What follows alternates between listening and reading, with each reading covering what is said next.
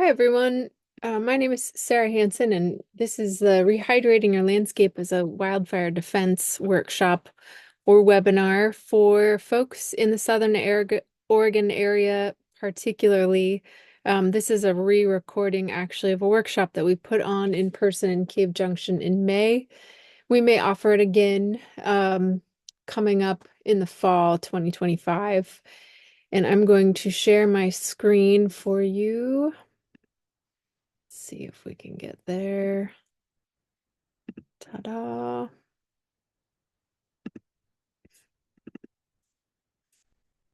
So we gotta go. There we go. Um, so like I said, we are rehydrating our landscape, ideally, as we look at the water cycle with what comes in the winter, especially in Southern Oregon regions, Northern California, where you're getting most of your rainfall in the winter. We want to be able to save that in the landscape, have it both hydrate the landscape, but also potentially be held in the water or in the landscape as a water feature so that we can use it as a defense against wildfire.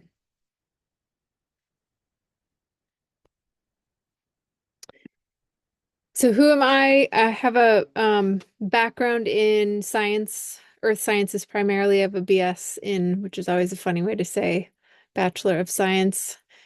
I BS my way through geology and geophysics and studied um, a fair bit of math and science as well, going into the sciences, and then went into a career of a totally different path, actually being an outdoor and environmental educator, primarily with the partnership of nonprofits and public lands for young people, building trails, working in wilderness areas, looking at natural resource management issues.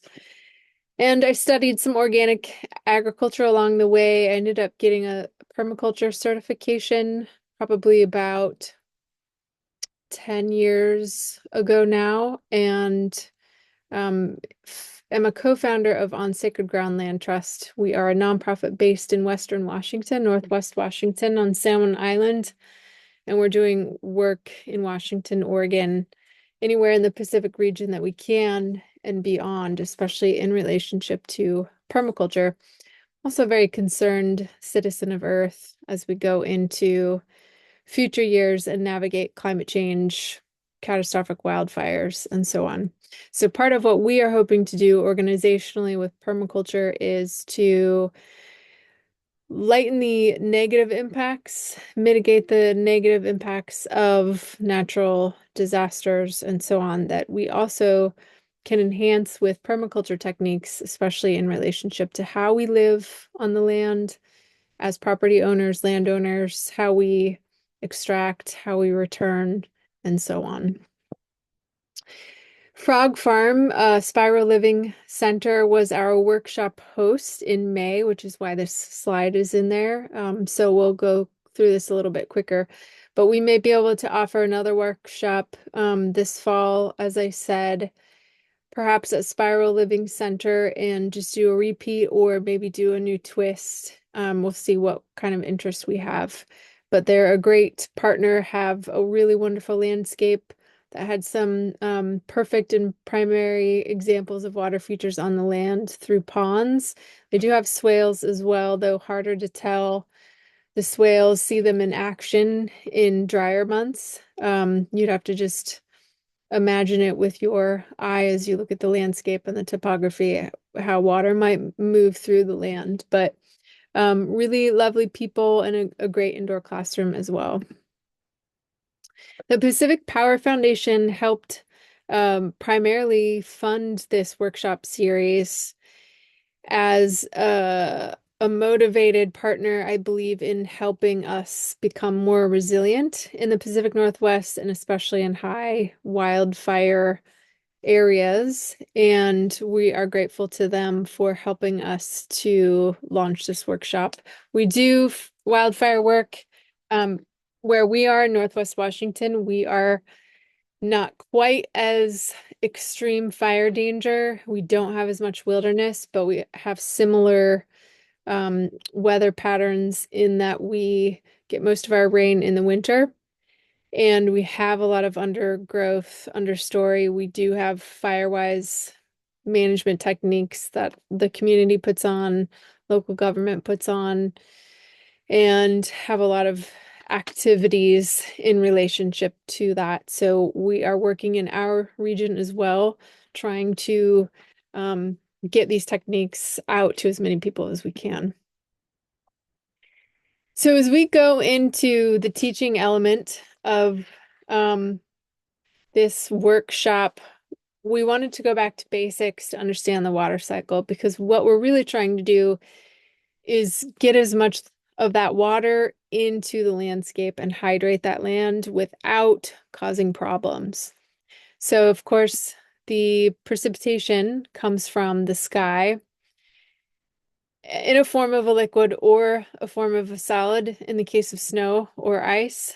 And that leads to the surface runoff, which then can end up in the groundwater or the water table and actually recharge our water table, especially during the wet months. Can also lead to floods and erosion depending on landscapes, topography, slopes, how fast the water is moving, and how much, how the volume of the water involved. What we are trying to do or aiming to do is to store the water in the landscape and limit its movement so that we're storing it for longer. And we also bring, if you think of becoming a beaver, you're bringing water to a landscape that then enhances life. And that could be pond life. Say we have riparian zones, we're bringing in frogs and so on. That could also just be bringing up the water table in an area where there has been a drought and the plants and the trees are suffering and drying out, and then they become even more prone to catastrophic damage during a wildfire because they're not very hydrated plants and trees. They've been drying out continuously. They don't actually really have the water that they need. And so as we work with how much water we're able to hold in a landscape, we're really altering our local water cycle, and we are changing our climate in that regard too. And we can work with that, manipulate that water cycle to our advantage as humans. And of course, we have evaporation and condensation too in the water cycle, just that overall understanding of how water works, how climate works, how water is falling from the sky and being pulled up into the sky. Now, as we look at global climate, so we've got a bigger picture element of everything that makes climate go. And granted, this is changing as the world changes, but for so long we've had trade winds, which is what the big brigantine sailing ships were using to move between continents. And those are happening because we have both the Coriolis effect, that's how the Earth rotates, so that general direction of wind flow based on Earth rotation. But it's also happening because we've got ocean currents that make climate, and the ocean currents are driven by how the water and the temperature gradient is moving the water around between the continents. So as the sun heats up the waters, especially around the equator where there's a real direct sunlight hit to that big bulging part of the middle part of the Earth, that heated water rises to the surface and then it starts to circulate and redistribute around the planet as heat rises and then wants to turn into convection currents. It's also impacted by the salinity level. So salt water, of course, is much more dense and heavy and it'll fall. So as freshwater and saltwater are mixing, there's going to be salinity gradients and temperature gradients that help water churn. And then the tides, as well as the moon affects the planet's tides, and we get water swishing back and forth in the bathtub every day. All of these things are going into helping the creation of our global climate. Now we want to talk about the greenhouse effect in terms of a refresher, because this is really, in our generation, our parents' generation, an accelerated impact on our climate, primarily through our industrial uses and our modern transportation and what's released into the atmosphere, as well as how much we deplete our forests or all the living things that actually would remove carbon from the atmosphere. So the infrared radiation that comes from the sun, most of that's absorbed and then re-emitted.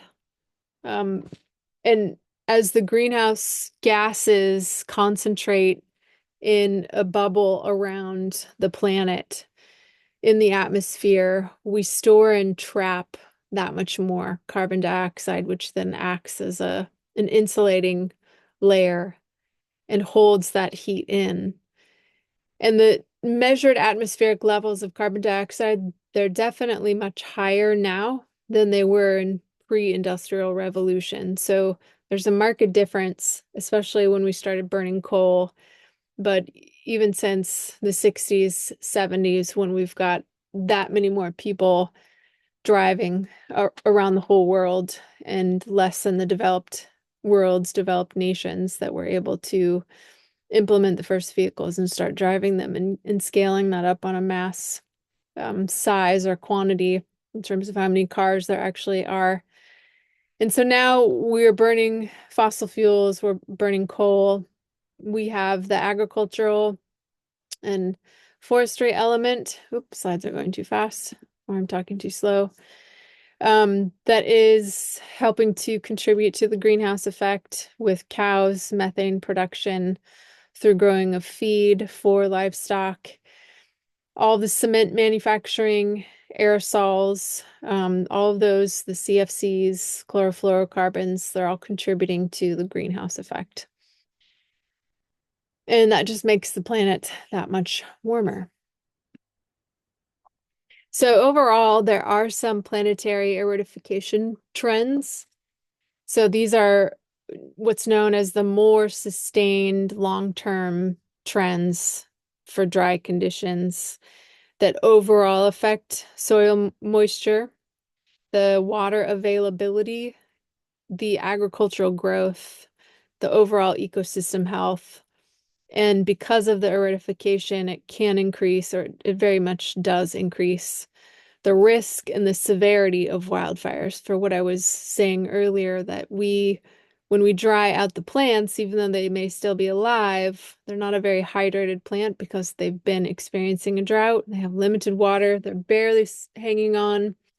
When a wildfire comes through, they're more prone to acting like kindling than they are a wet, hydrated plant that can have some defenses because of that moisture content just in the plant or the tree itself that helps stave off wildfire because fire doesn't like water.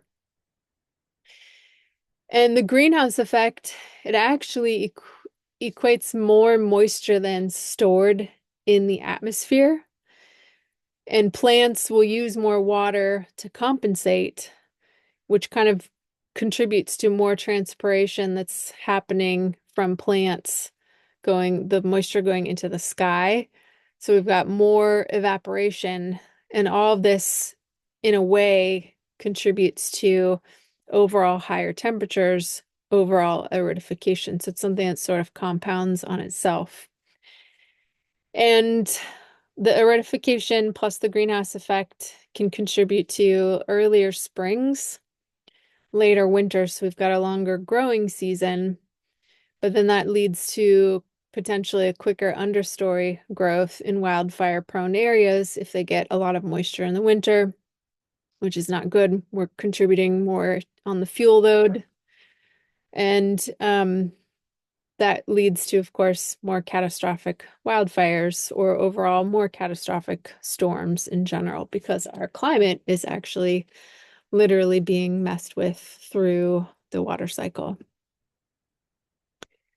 Now let's take a look at what's called impervious surfaces or impermeable surfaces in groundwater recharge. In the cities, on this slide on the picture on the left, this is clearly not a cityscape, or if it is, maybe it's someone's neighborhood home where they actually do have some trees. They've got no pavement, they've got vegetation, and all the water that would fall from the sky, maybe about a quarter of that is going into the soil at a shallow infiltration level. Another quarter of that is actually getting more deeply infiltrated into the ground and into the deeper water table. That water may be following tree roots that actually are deeper in the soil. Maybe there are a bunch of cobbles and rocks and so on that allows the water to percolate through more easily. It depends very much on what's going on in the soil. And so we have half of what's fallen from the sky. About 10% may be runoff, surface runoff. If there's a little bit of a slope to the land, the water is going to want to run a certain direction or pool up. When water pools up, or even if it's resting on the surface of leaves and so on, it's probably going to go back up into the sky through evaporation and transpiration with the plants and get back into the water cycle immediately that way. Now, on the other side, we've got, let's say, a cityscape, which is very unpermeable overall. We've got rooftops. There's no way water falling on these rooftops unless they're designed to send that water into the ground. It's not going to get into the landscape. And then as water falls onto the pavement, we don't want to drive in puddles with our cars. So that water is designed to go into stormwater drains typically, which sometimes will drain right into the ocean, or other areas, rivers and such, and there's no treatment as they go in there. So they're taking all the pollutants with them. But there's some 10% shallow infiltration. So if there are some trees and plants along the sidewalks, let's say in this cityscape, there's a little bit of water getting into that shallow water table, maybe only a 5% amount getting in deeper. That's not very good. So let's look at that difference between the left and the right. 50% of the water that fell from the sky is getting into the soil. This one, it's 15%, 1-5. That's a pretty big difference. 55% in the cityscape is runoff. So that's our surface water going into, say, stormwater drains, traveling down the pavement, going off into ditches alongside of the road, which go into retention ponds and so on. Maybe 30% is going back up into the sky immediately through evaporation and transpiration. So overall, a much lower permeability through the soil in the city. So this whole water table is dehydrated. It is continually being dried out every year through the lack of water that's actually able to get back into the ground. Now, what we want is groundwater recharge at as high of a rate that we can get it. And if we think of it like a bank where we're making deposits in the bank and withdrawals, that can kind of help us measure in a way or think of it in terms of an input and an output. And in this design, this photograph, or what's this called? A model of sorts, computer model. We have various vegetation. We've got a little bit of a swale, wetland. We've got a well. We've got a water table, the sky. We've got a piece of pavement, impervious surface as different examples for what rainwater may encounter as it falls on the landscape. If you think of this tree over here, water's falling in, maybe it runs down the leaves on the trunk, and it follows that wood on the trunk down into the deep roots. So it might penetrate much more deeply in terms of the water table and re-enter the aquifer. And this well over here, it goes down to a certain depth and it's pulling from that aquifer, that water table. And you can see this cone of depression as the water table is pulled down.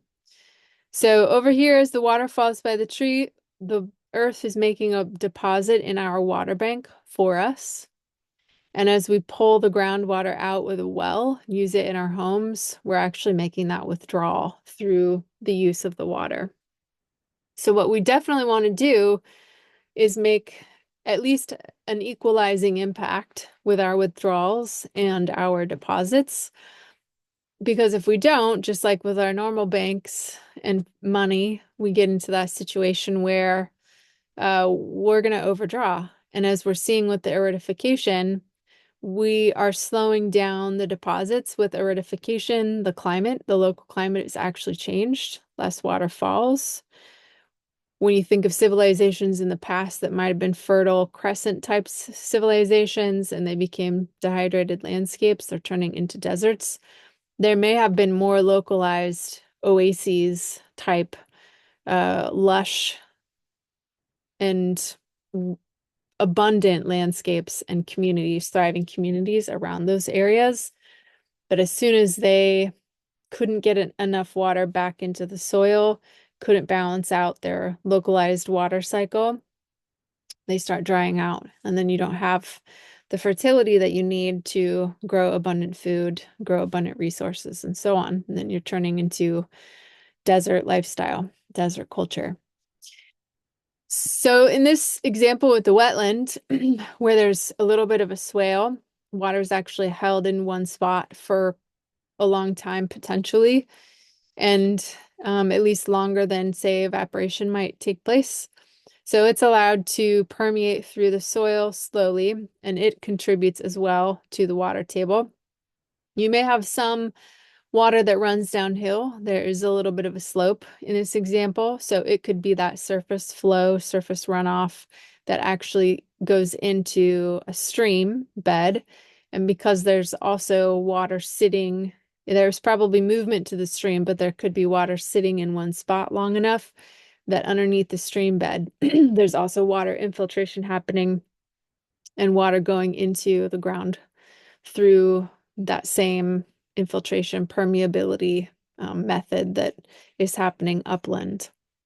But of course, over here where the pavement is, if the pavement is a parking lot right up to that stream edge, any of that water that falls on that impervious surface is likely to be running off. It may be taking pollutants with it directly into the stream. That's what it looks like here in the example. And then we're sending those pollutants into our stream water, which is also draining into our groundwater as well. So a good illustration around treating stormwater, if we can, through various methods. We can use what the cities do with retention ponds and water plants and so on. We can also use permaculture methods on the other end of the spectrum to create rainwater gardens and actually cleanse pollutants through nature. So this is a good opportunity, especially in our workshop on site, to do a project break. And for you as a homeowner, to actually start mapping out your local climate. And we want to use your property as the example. And this photograph design on the right it's actually a permaculture design that I did for a county park where I live. And it looks a little bit busy, but if you look at the legend or the key, you would start to understand over time what's going on here. So up in the top part by this road, we've got two stormwater drains that we're going to flow. They already do flow into the park, and then they actually drain right out to the sea. It's a county park that's right on the shore. And our plan was to try and send that storm water through the park and slow it down so that the stormwater would get treated in rainwater gardens. So with much more intensive native plantings around these stormwater swales and this pond in the middle, we would be hydrating this landscape, keeping the car parking area further away from the marine environment, but filtering both parking pollutants and stormwater pollutants through the park that would maintain a pretty high lushness through the winter, but dry out adequately so that the trails would not be inundated. And it's a small park, so there's nice little areas, little sitting spots, view spots to um, come right up and walk onto the beach and interact and so on. But primarily, it's a kayak launch or small boat launch park, and enough of a parking lot for about 5, 6 spaces. So definitely not a very big park. But you can do a go through a similar process with your personal property. And what we're starting to look at is what's going on with your local climate. So if you want to map out the directions, which way is north, east, south, west, because that also makes a difference with the sun that you're going to receive. And do you have prevailing winds? And if so, what direction are they coming from? Do you have seasonal winds, storm wind directions like nor'easter? We get bad nor'easter storms. The wind direction changes from our prevailing wind, so we usually know that that's going to be a cold storm in the winter, a rougher storm, if you will. What kind of slope do you have on your property? What's the lay of the land? This site was relatively level, though there was a slight enough slope from where this road is up here to the shoreline so that water would flow in that direction. So we want to know on our property what the topography is doing. You can draw contour lines on your papers. Do you have water flowing into your property and flowing out? Perhaps you have a spring that starts on your property and it flows downhill and then it leaves on one site. Perhaps you have a seasonal stream or a river that actually flows into your property. You want to know the direction. If you have existing bodies of water, ponds or lakes, let's add those in. And any vegetation areas or buildings, you want to have that down on your paper as well. So you can do an overall layout of how you can capture that much more water safely in your property. And if there are microclimates on your land, maybe you've got a couple different climate zones, like something a little bit wet and lush and jungly and dense. Maybe you have a drier area that's very thin soils, very rocky, very southern exposure, lots of wind. You may, if you have a bigger property with all sorts of different pockets, you may actually have a variety of microclimates, which is kind of fun to play with. And then if you do have vegetation on your land that you aren't sure, especially how hydrated your water table might be, do you actually have plant and vegetation cues that can tell you how dry or wet certain areas might be? Like in the summer, are there spots where you never actually dry out your grass because there's water deep and high all year round? Maybe you have horsetail or nettle. These plants like wet areas and so on. So I'm going to pause here and give you a break. But is this still recording? That is the question. Screen sharing is paused, but this is still recording. Technology. Okay. Well, we'll just go back to the screen share because on the webinar and the recording, it doesn't matter. You can pause your screen and take a break to draw, but I'm going to keep going. This is funny, trying to do the same workshop as a webinar and not live. So beavers are a great keystone species for wetlands. We want to become the beavers, become the species that really hydrates the land. And beavers have been, in many situations, run off the land, depleted. They were hunted for their pelts long ago. And then they didn't really fit into modern cultural landscapes as we know it because beavers, they flooded stuff and they flooded farms and they flooded homes if they were allowed to do what they do best. So beavers in wilderness reintroduction have a pronounced impact, positive impact on the land.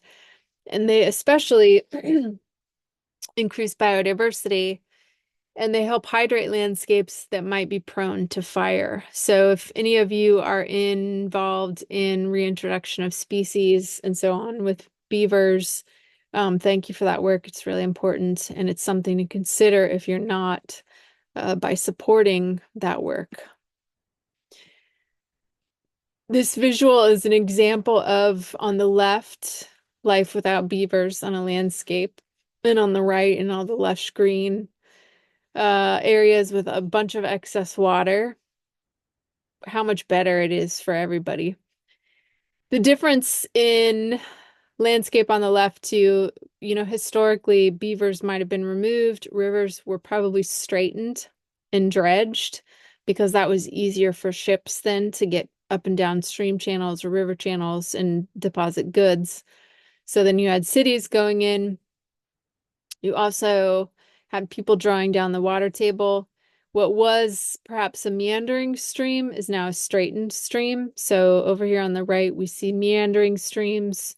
So they're covering a wider uh, swath of the landscape, where they're also then having that water from the river sit in certain spots and fill up that water table, versus over here on the left, we've got one narrow straight channel.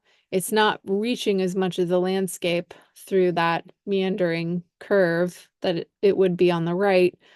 It's not hydrating as much of the surrounding area, therefore. And so that landscape actually starts to dry out.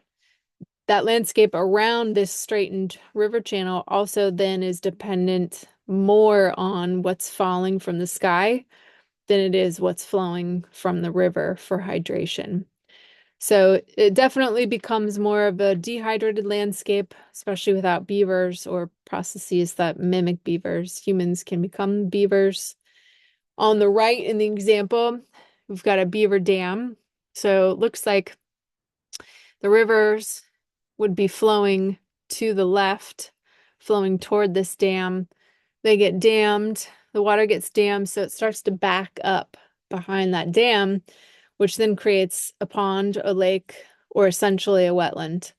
So this whole area, the landscape begins to hold water for longer. And then what that brings in is wildlife that wants to use the water, maybe fish, maybe migratory wetland birds. You've got your farm animals, your livestock. Hopefully there's fencing that separates them from the water that people might use to drink or to swim in. You've got trees like weeping willows and other trees or wetland plants they thrive in lush areas that they wouldn't thrive on the left because it would be just too dry for them. They would die off rather quickly. And they're also very wet plants. They are drawing up water from the soil. They have enough inadequate water in their stalks or their trunks and in their leaves or their branches. So if fire comes in, it's harder to burn this wetter landscape. Permaculture design is essentially, or can essentially be, an intervention technique for a problem such as dehydrated land. And of course, the solution is to hydrate the land, but we want to know how to do that. And that's why we want to work with some of these design techniques to figure out what our options are. This is a good internet example. It looks like an AI generated image, but it's essentially rehydrating the landscape through different swales and berms techniques.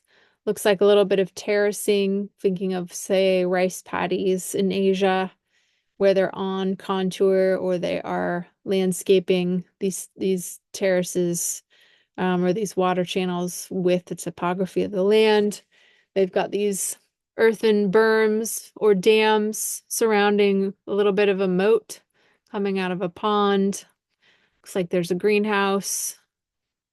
So this is a very actively worked landscape using water to power its needs, potentially, if there's a water wheel, or to serve a very functional role in hydrating the landscape and the plants that they may be eating. Another problem might be that rain comes only in the winter. So the solution would be to collect and store as much rain in the winter as you possibly can to last you through the summer. Now, if we look at world examples of hydrating the landscape from ancient civilizations, even, there's some pretty incredible techniques that have been in play for thousands of years already. And this is from the Sacred Valley in Peru from the Incan cultures. And I have visited there myself. These are not my photos, but I have some similar photos of a lot of terracing using stone and all sorts of amazing small canals made with stone that were mostly open canals. There were some that were covered, so they were all still made with stone, but there might have been a flat slab of rock across the top of this ditch so that the water was moving underneath it. But these are still functional landscapes, and these in the picture on the right, it's a much more arid landscape. So a lot of the Sacred Valley, there's pretty big range of microclimates around um, Machu Picchu. It's very lush and a much more jungle-like feeling. But a lot of the Sacred Valley, for the Incan culture, there's steep slopes. They're sort of high desert mountain landscapes where there's a ton of stone and there's not a ton of water. So what they were doing is using that local stone, crafting it into retaining walls for these incredible terraces that became their agricultural space. And then they were pulling from the river channels and the snow that was coming from the top of the mountain in whatever time of year it's melting, or whatever time of year the rivers are flowing, and sending that down through the landscape in these ditches, these irrigation canals, essentially. Very, very architecturally engineered, functional, amazing design with the landscape that's still perfectly good 1,000 years later or more. Similarly, in Asia, in particular, in China and other Asian countries that have been working with their landscapes for thousands of years, they also have these incredible terraced landscapes on these lush mountains where it slows erosion by forming terraces. And you've got active agriculture going on in all the terraces. And it limits, because it's so heavily, that's how to say this, it's heavily managed through people, through growing. And because it's terraced, it's lessening the likelihood of landslides, erosion problems, and so on. There might be areas where it would be less managed that might be more prone to landslides, but in all these areas they're going to be observed, they're going to be worked with if they're growing food and harvesting food, so they're going to be able to see on a smaller scale, most likely, when there might be, let's say, too much water in the landscape and a slide starts to happen. Maybe it's a little 1 or 2 foot high pile of soil that wants to start sliding down. And then that can clue somebody in on a bigger level. Is this a problem? Will the hillside fall, basically? Culturally, though, engineering and architectural practices with the landscape have been an experiment. A lot of times over thousands of years, ancient cultures, they figured this stuff out, but they may not have had the LiDAR, ground penetrating radar, or understood like deep geologic rock outcrops that might have actually set them up for more slides and so on. So, sometimes there can be catastrophic failures when you're hydrating a landscape or using water as heavily and intensively as you might be in a landscape like this with terraces that might actually be rice paddies where it's really a high level of water in that terrace for part of the year. But I would say, in a lot of ways, probably all of these civilizations, they started small because they were working with human power and not machine power. And they figured out what worked for them locally. And they learned, of course, sometimes with a hard lesson, if it was something catastrophic, excuse me, they might have learned with a hard lesson that certain parts of the mountain were just prone to slides when they became too wet. I would venture a guess, though, that we are seeing more of that now than we perhaps did in the past because our weather is just more extreme. And because we do have situations where we've maybe dehydrated a landscape because we have a lot of human consumption of water. And then when we get a really high rain fall in the winter, an abnormally high rainfall in a winter storm, and there's so much soil permeability, only so much soil permeability, and there may be loose, unconsolidated soils. What was dehydrated is now suddenly very hydrated. And there may be no retaining wall at the bottom of mountain, and then the mountain goes away. But Asia has great examples of very functional landscapes where they're using water very directly on the surface, high water table, so water also below the surface, and it's contributing to local agriculture.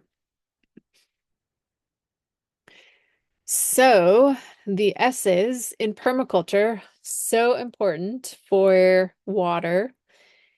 All the ways that you can think of storing water in the land, sinking water in the land, saving water, slowing water. This is why the S's, any S word you can think of, we can try and apply it to how it might store water in the landscape. But with this photo on the left, what's been created, it looks like someone has this really nice stone retaining wall. It has some curves. They've got some terraces going on, and they've created another little stone wall with a pond. Maybe there's a liner underneath that pond. So the water isn't necessarily sinking into the soil because of that barrier with the liner, but it's a storage place. It allows for a concentration of water that's not going into the soil. It's not flowing downhill on the surface. And so it might be a mecca for wildlife. If birds want to come and take a drink, it might allow for frogs to come in and lay eggs. It might be a nice, cool place to sit in a really hot summer. There's going to be a microclimate that's probably quite a bit cooler right in that area for a human. Versus this photo or this generated image on the right, where same thing, it looks like a swale, but it's semi-pond shaped. And the water, if the water comes downhill, runs down from rainfall, goes down with gravity, gets into this depression, it can't keep going because that swale is or that berm is in the way on the other side. It sits in this swale and then it goes into the soil, slowly draining. Depends on how permeable the soil actually is. Most soils are fairly permeable compared to something like pavement, but if they have higher clay content, it's going to be a slower process. Or if they're very compacted soils, it's also going to be a slower process for that soil to infiltrate into the ground. But this image on the right is better at sinking water into the soil, and this is definitely a design. Should have moved my picture out of the way earlier. The design here is to use this swale and this berm as a technique to slow water that might be coming down a land that has some slope, a hillside that has some slope, and sink it into the landscape so that you aren't getting just a continuous surface flow down the landscape. You're actually forcing it to go underground and get into the water table. So now we're getting into the other S words like swales, storing water, spreading it. And this image on the right, we're able to see someone mapping out swales on contour.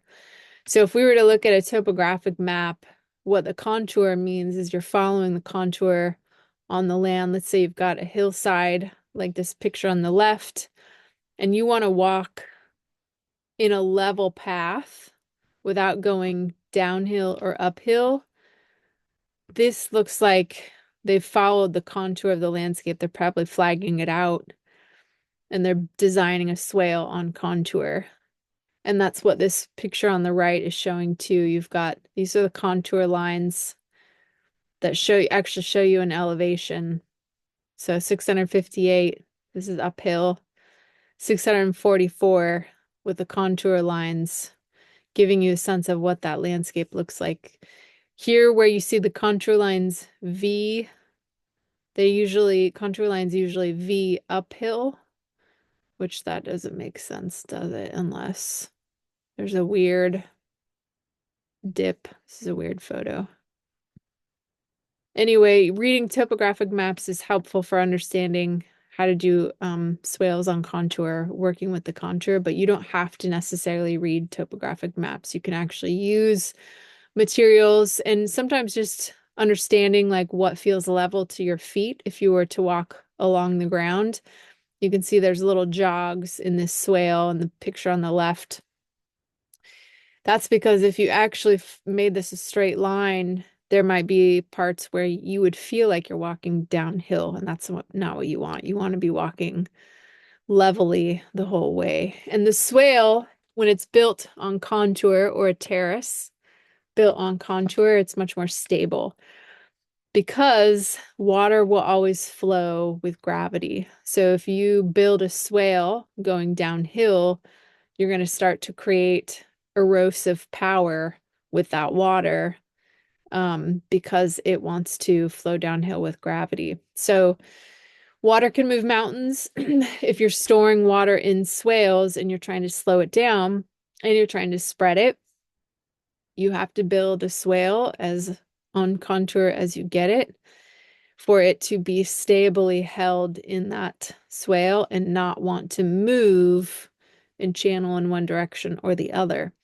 There are times and places though where you want to send the water slowly and gently downhill, let's say into the next swale. So you may want to actually design your swale to have a slight downhill direction in order to continue to, what am I saying here? In order to continue to flow through all your swales. Let's say you've got a series of swales. These blue lines that might be the ditch of water in a swale with it looks like the green of vegetation above it or below.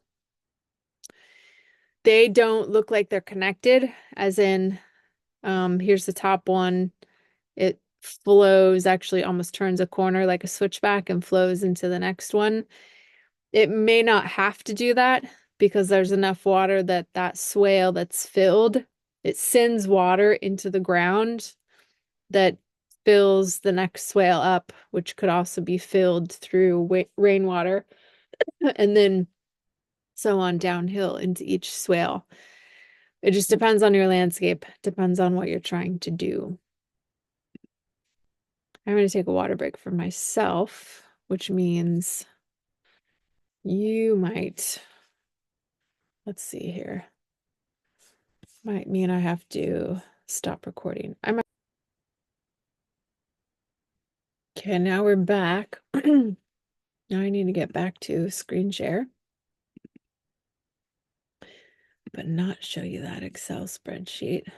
Show you the PowerPoint. There we go.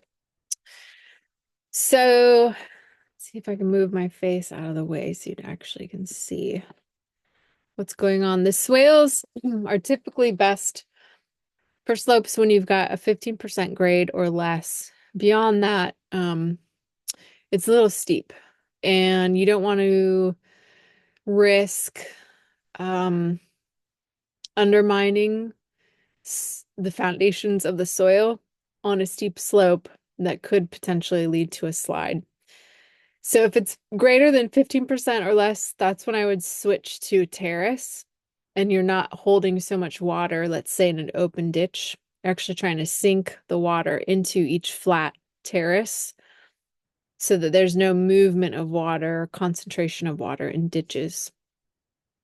So this picture on the left, the real photo, you can see these swales on contour. And there's a gentle slope, and so the curve of the swale is following the levelness of the land. And there's a uniformity in that levelness of the land. So these swales actually, they look like they're about evenly spaced. They've got curves in the same direction. If you were to ride a bike on the top of this berm, with each berm, let's say it were strong enough to support a bike, it would feel relatively level as you rode across the whole berm and made that turn. There are situations where a swale, let's say on one end down here and this end, they could be much closer together. So that spacing between the two ends of the swales, two swales, it might be totally different, but that's because the contour of the land, the actual topography is changing.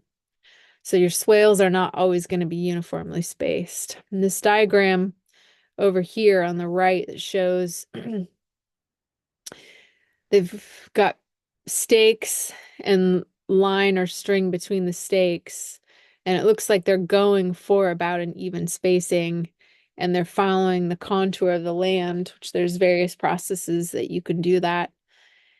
And then they're digging along that stake line and creating the swale, depositing that excess soil at the back or one side or the other downhill, probably for a berm, so that water flowing downhill, water falling from the sky, it's going to hit that swale and stay there.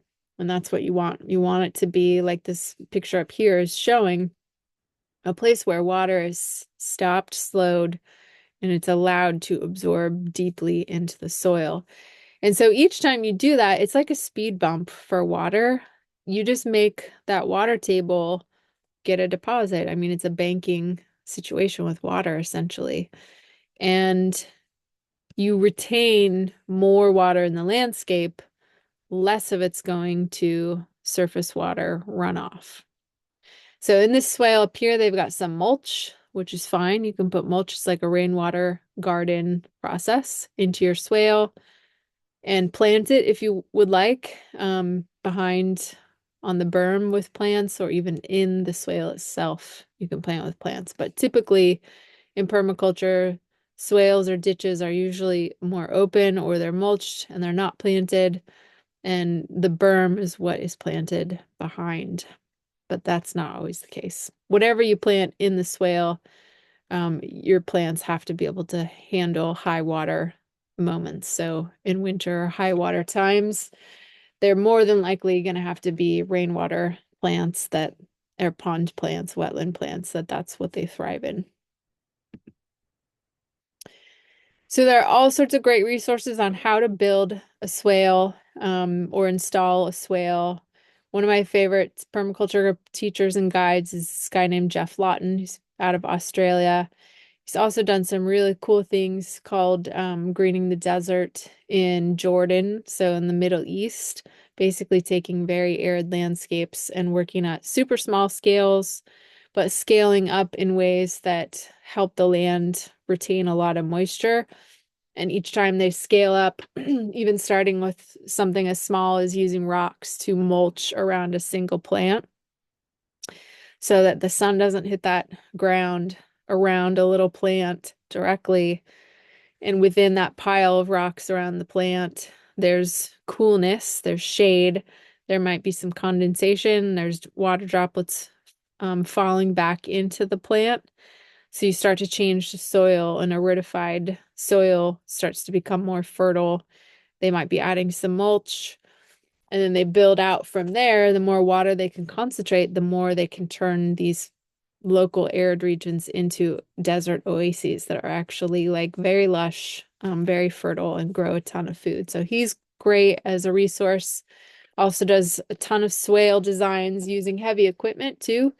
So if you have a ton of acreage, you're working with big farmland, heavy equipment may be the way to go with large scale swales, especially in very arid regions where there may be a wet climate, dry climate situation going on, and you really do have to harvest as much water as you can during the wet times.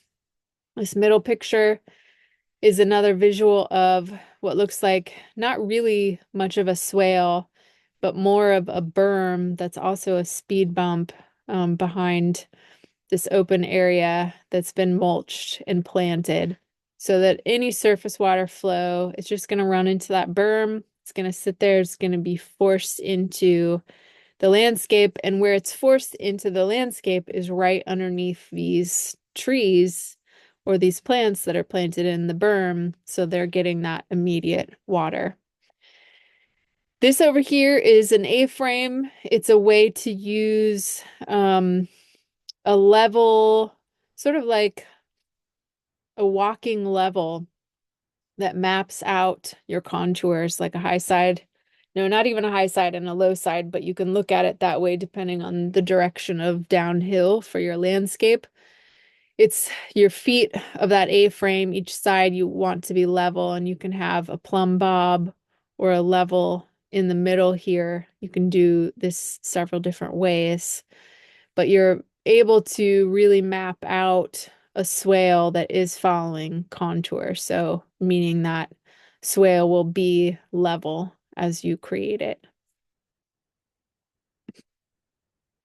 Another method to store water, or in this case in particular to spread water, would be keyline systems. So again, let's say we're in a zone where the climate is pretty wet in the winter and dry in the summer. So it may be a low water table in the summer during your growing season. And the way the land is sloped, like in this photo on the left, which actually looks a little bit like an aerial photo that kind of shows the curvature of the earth almost. It's a pretty wide shot. It looks like the land could be sloped. Maybe it's the top of a hill. It's sloped in multiple directions. So water may be, not only is there potentially a scarcity of water in the summer, water may be flowing away from where you want it to be because that's where the downhill is in all directions. So what it seems like to me is going on, though it's hard to tell, is let's imagine this is a road up here through the middle. Either that or it's an irrigation ditch, but it looks like it could be a road and there's irrigation ditch on either side. And they're using tractors or equipment that can pull some sort of tine, something that cuts into the soil. Again, I'll move my face out of the way so you can see this picture down below. It's cutting into the soil. It's a narrow slice. It's not very deep, maybe 6 to 8 inches. You can even do it by hand. You can make it less deep, but it's a way to create a small channel that allows water to flow less impeded because it's not having to flow through the soil and to move through the landscape. So if you think of this as sort of flowing downhill, this is flowing downhill this direction. And if this is a stormwater ditch alongside a roadway, or if that were even an irrigation ditch, they're using the water that's coming along here and they're not following contour because contour would turn a different direction than these lines are showing. What it looks like they're doing is using these tines and they're actually sending water down through the landscape. So this is a pretty precise technique. This is really for spreading the water around. It might be that you have an area that's pretty wet, an area that's really dry. I'm not sure why the dry side would be dry, but you want to get water there. And you're working not with the contours and the topography in such a way that you are staying on contour. You're kind of crossing the contour and actually trying to direct or channel water downhill because that's the way, of course, it's naturally going to flow. So this is something that's worth, if you were wanting to use this, it's worth studying how to really do this effectively. And farmers, are using this in wide scale, large scale landscapes where they're trying to really move and channel that water around so that it is creating some lushness in zones that might have actually been a little bit dried out. Ponds. So when we're talking about all these techniques and ways to store water in the landscape, again, we are thinking wildfire defense. So Southern Oregon, we are dealing with the geologies that we're dealing with locally to your landscape specifically. But we're looking at all the ways in which permaculture people and indigenous people as well, because some of these techniques have been around for a very long time, have stored water in the landscape. And again, that helps contribute to defenses against wildfire depending on what's going on. So in a pond in particular, if a wildfire burns up to a pond, it cannot burn the pond.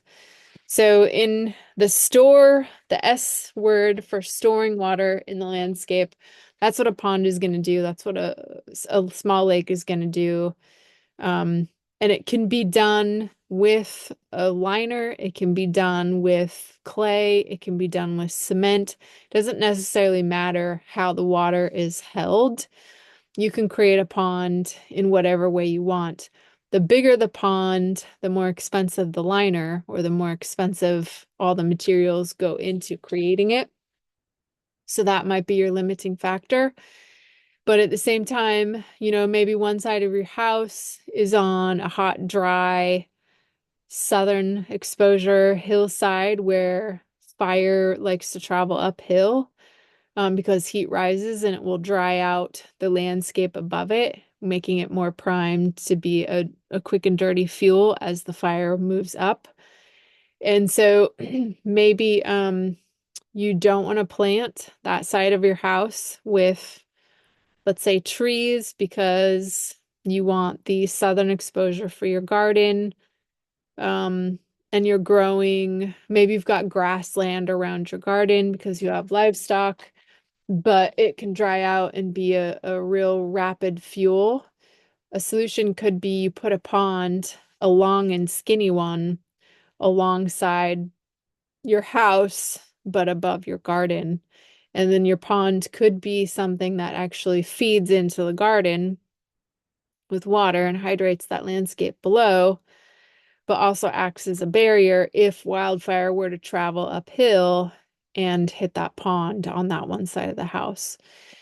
So this photo is just basically a quick, it's not necessarily quick, but a we'll say traditional landscaped pond using a liner where they're going for koi or goldfish, basically a very manicured look, but with sort of wild pond plants. You've got some river rock to go over your pond liner. They actually have a pump in here that's drawing water from the base, sending it back into the waterfall. So it's a closed loop, but it's aerating the pond and helping those goldfish or koi, whatever they are, have a cleaner space.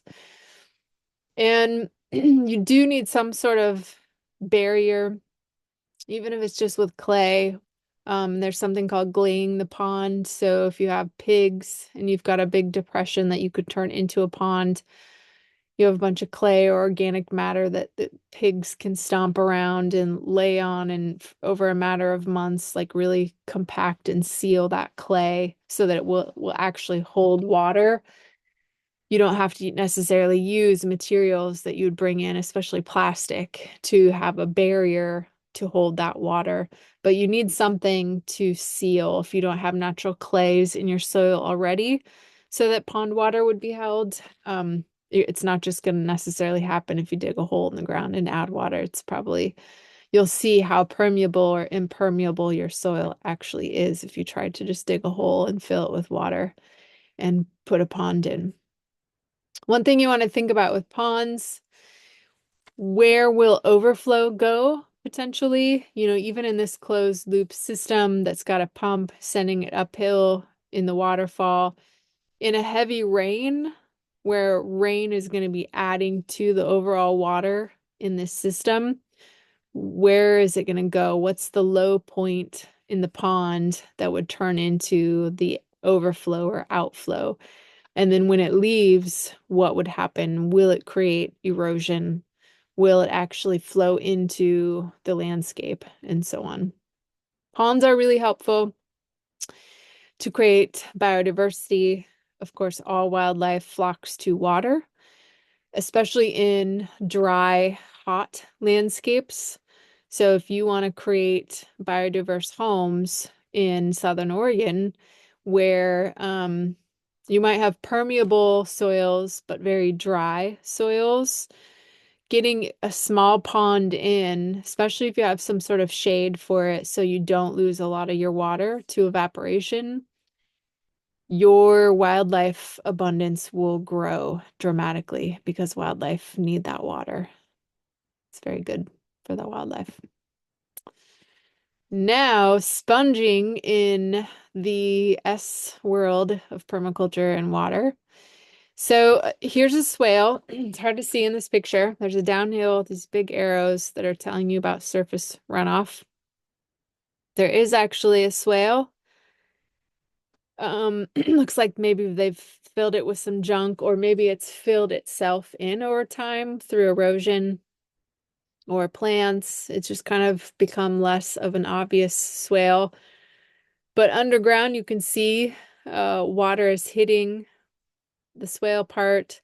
Can't go anywhere with this berm part over here.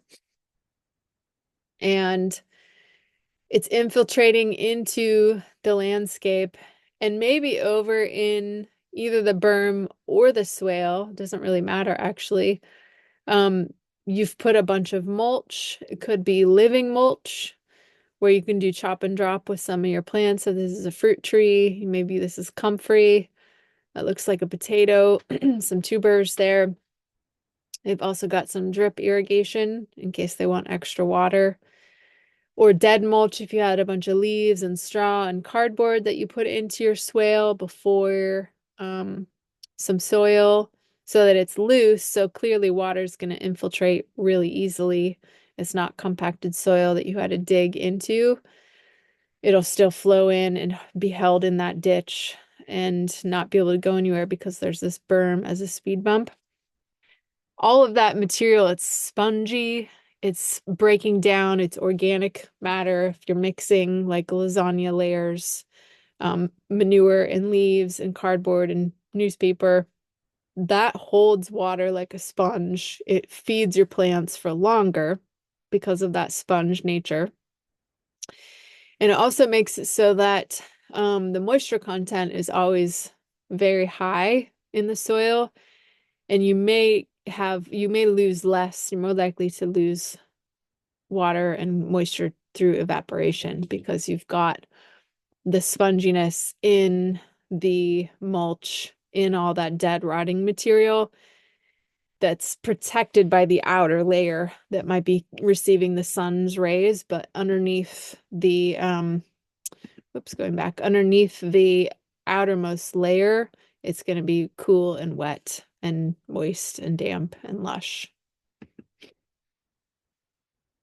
So going back, you can take a break here if you'd like in your own design. You want to know within your landscape, how are you stopping water? How are you sharing it? How are you slowing it? How are you spreading it?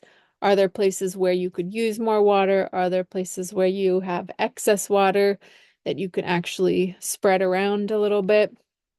So play with the S words with your particular landscape and what you might do.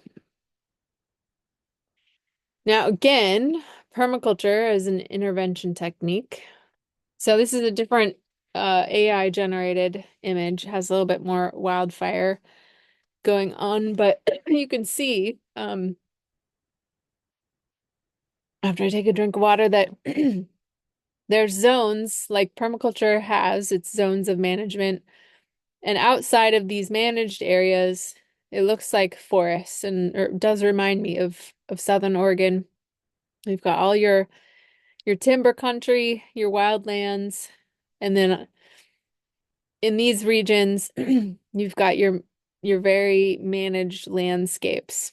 And if fire were to move toward these homes, toward these landscapes, it's got places where it's going to hit barriers or fire breaks. Here, it's going to hit into the road. Here, it's going to hit this pond. Up here, it's also going to hit roads as fire breaks and so on.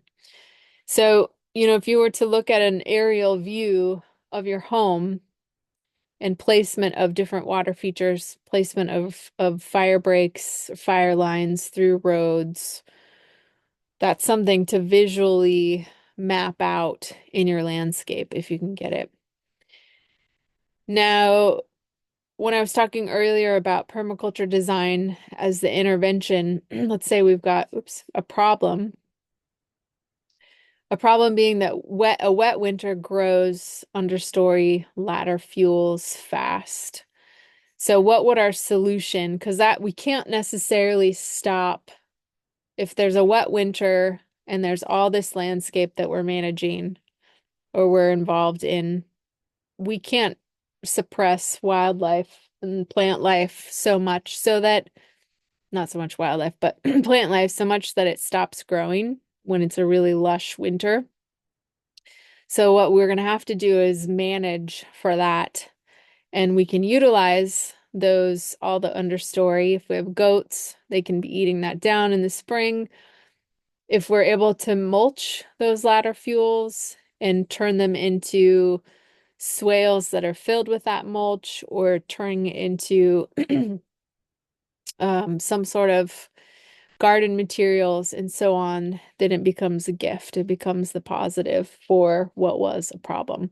But what it does mean is we have to be actively involved in our landscape, of course, to help mitigate these catastrophic potential damages.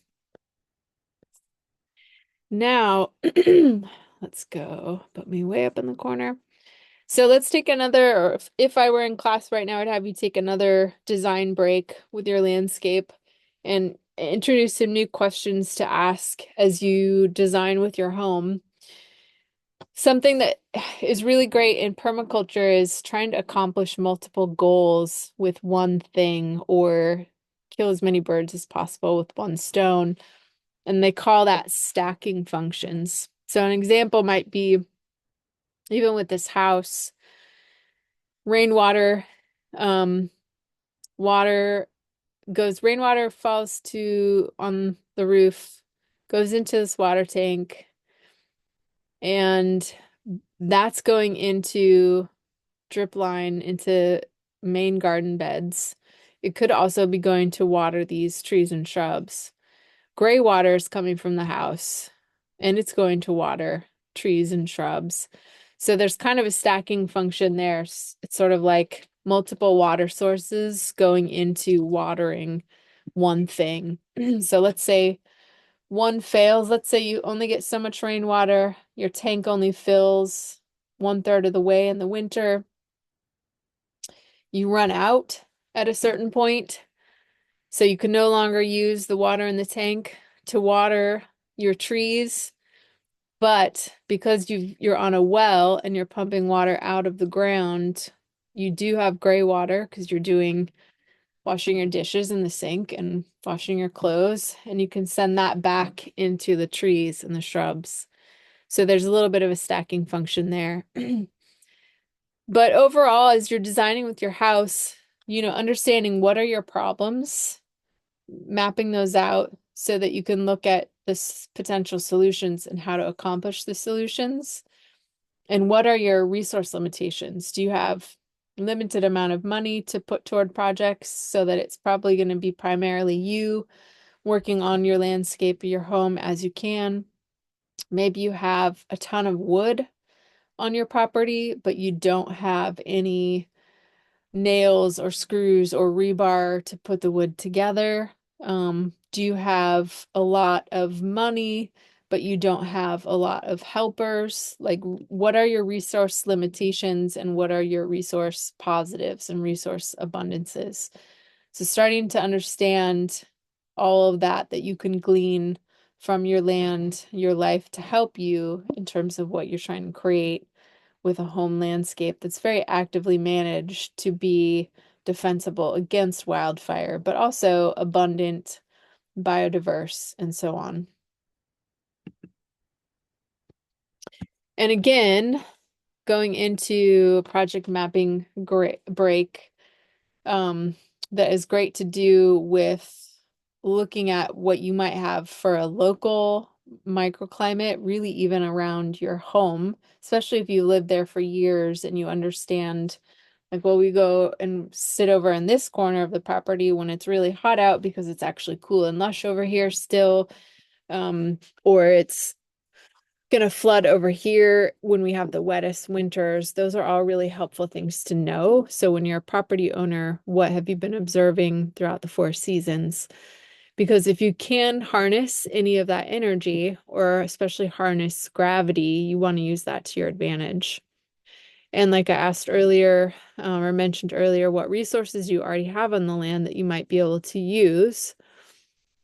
Do you have a lot of precipitation that falls it's stored in the land already, or does it pretty much go into what seems like all surface runoff or sheet flow downhill? Maybe a really steep landscape. And so, building with swales is not really feasible. You're going to have to terrace things, and that's going to take time. Maybe you don't have money for heavy equipment, so it's going to be hand dug slowly. Where do you start? That sort of thing. Do you know how permeable your soils are? Do you have bedrock? What could you do with hardscaping?